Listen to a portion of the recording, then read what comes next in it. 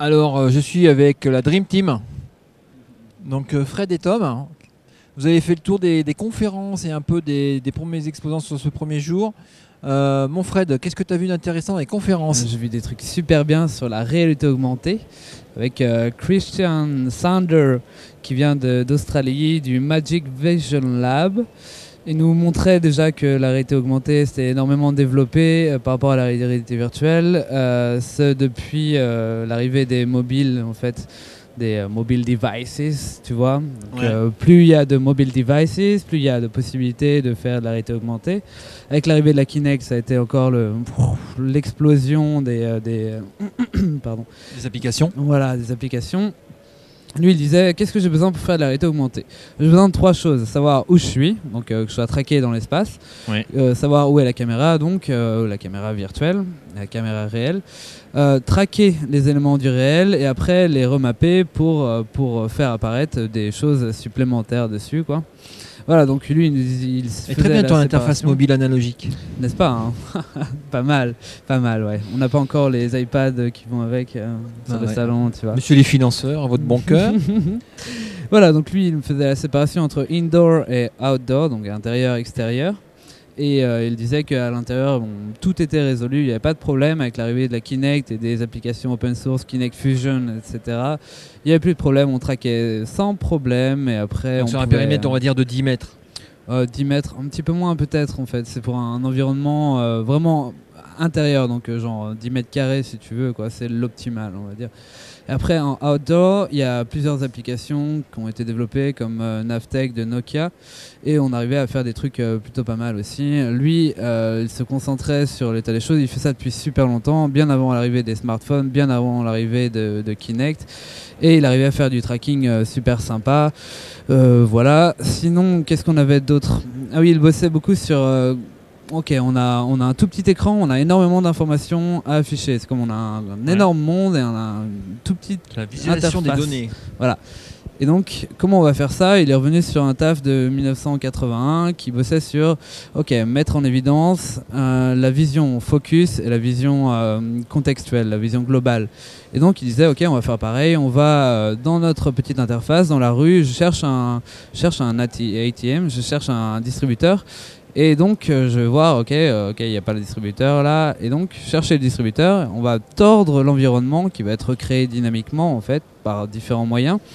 Et on va pouvoir afficher de façon plus facile notre direction, etc. Donc en essayant d'aller encore plus loin dans la réalité augmentée. Et donc la dernière expérience qu'il a faite, c'était avec des mecs juste avant que la Kinect ne sorte.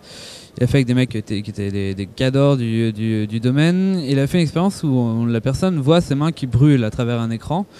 Et il a utilisé pour la première fois des lancers de rayons, ce qui augmente la qualité avec de l'illumination indirecte, etc., des réflexions. Et en fait, il y a 20% des personnes qui ont vraiment senti la chaleur sur leurs mains, alors que c'était seulement des informations visuelles qu'ils recevaient. Il y en a 5% qui ont senti vraiment le fumet, et voilà. Donc, en augmentant la beauté qui va être induite par l'augmentation des performances graphiques, des performances graphiques, on va pouvoir aller plus loin dans l'induction de sentiments, donc ce qu'il appelait la synesthésie, l'induction de sentiments par le cerveau, etc., quoi. Voilà. D'accord. Mon Tom, toi, qu'est-ce que tu as vu? Alors la première conférence à laquelle j'ai assisté, c'était une conférence avec Marie-Danielle Vasquez qui était sur les nouvelles solutions de visualisation haute qualité. Là, ça concernait la peau. Et donc, c'était une application qui permet de mettre en évidence les différents types de cellules de la peau. Il y avait une dualité qui était très intéressante dans cette conférence sur, d'un côté, la partie scientifique et une autre côté, une partie technique. Comment réaliser ça? Et en fait, le mot-clé, c'est l'overlaying, c'est-à-dire qu'ils vont afficher en parallèle deux couches en colorant en fait leurs échantillons de peau avec des marqueurs précis de couleur. Et ça va leur permettre d'afficher deux éléments différents de la peau, donc la partie élastane qui permet l'élasticité de la peau et d'autres composants. Et donc, on va avoir un rendu de qualité supérieure en utilisant de l'overlaying que de l'overlapping, où on va moins voir la profondeur. D'accord. Voilà. C'est pointu, Et, il était pointu, Tom. Hein, ouais. Première, ouais, il y avait des conférences qui sont très techniques en fait. Ouais. Et pour C'est certaines personnes qui connaissent pas certains termes techniques, lancer de rayon, grille de voxel, certaines choses, ça a dû être difficile. Nous, on a de la chance de bien être là-dessus. En parlant de peau, tu as vu un gars, un certain Kevin Warwick, alors qui met des choses sous la peau, lui. Ouais, alors lui, c'était une conférence sur les cyborgs et sur le devenir en fait de ce champ, ce domaine-là. Et en fait, c'était un peu flippant à certains moments, mais très intéressant, sa conférence. Et donc, il disait... Il y avait du monde. Ouais, c'était très suivi, il était très applaudi aussi. Donc il se fait intégrer un peu dans la peau donc des puces RF radiofréquences qui contiennent des informations, par exemple ça ouvrait les portes automatiquement quand il passait, etc. Et son centre de recherche, c'est aussi essayer de connecter le signal électrique de deux personnes, donc d'essayer de connecter les cerveaux, parce qu'il disait qu'au final on avait des pensées vachement compliquées dans la tête, que c'était des émotions, des images, et que tout ce qu'il y avait dans les neurones, dans le cerveau, c'était très complexe et qu'on le traduisait de façon très simple par le langage et qu'au final, donc on perdait plein de sentiments et plein d'informations que le langage ne pouvait pas retransmettre. Ouais. Et donc, lui, son idée, c'était donc de communiquer, de faire communiquer directement de cerveau à cerveau les personnes. Et donc, c'était très intéressant, mais ça soulève beaucoup de points éthiques. Bon. D'accord. Quelqu'un a posé comme question très intéressante, mais comment on va pouvoir mentir? Voilà. Et donc voilà, donc c'était une conférence. Qui est le propre de l'homme. Alors, intéressante. tu m'as parlé de stéréoscopie. Tu avais quelque chose qui t'a intéressé aussi sur la stéréoscopie. Ouais. Alors sur la stéréoscopie. Alors quelqu'un disait que c'était aussi de la réalité augmentée, pas forcément de la stéréo, mais qu'on allait de plus en plus vers une disparition des interfaces classiques, mais pour augmenter le sentiment d'immersion, il allait falloir enlever tout ce qui était interface, donc tout ce qu'on pose en 2D, si tu veux, à l'écran, mais qu'il fallait projeter directement sur les choses en réalité augmentée, à la taille réelle, par exemple. Voilà. Tu m'as parlé d'une application sur une scène de théâtre. Ouais, alors ça c'est autre chose. Alors,